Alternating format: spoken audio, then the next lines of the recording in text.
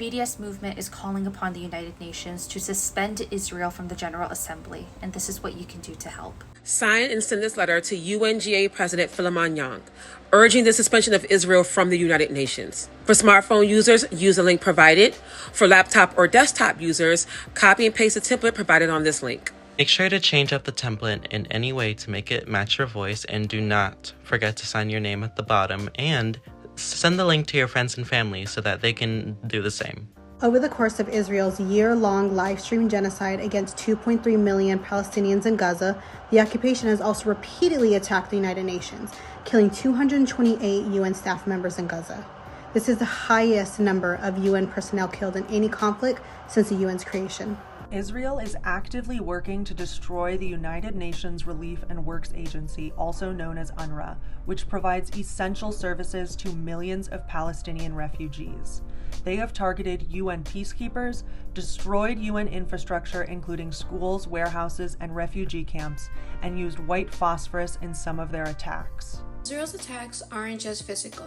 Their outgoing ambassador desecrated the UN Charter by shredding a copy during a speech at the General Assembly, even calling for the UN headquarters to be wiped off the face of the earth.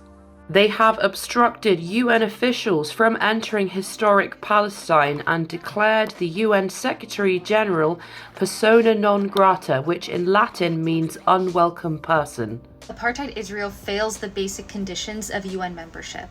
It is neither a peace-loving state nor one that carries out its obligations under the UN Charter or international law. Israel has escalated its policy on ethnic cleansing, denying the right of return for 9.17 million Palestinian refugees, and it continues to escalate violence across the region. For all of this, Israel must be expelled from the United Nations. Under Article 6 of the UN Charter, the UN Security Council can recommend the withdrawal of Israel's membership. However, the General Assembly does not have to wait for this recommendation. They can act independently.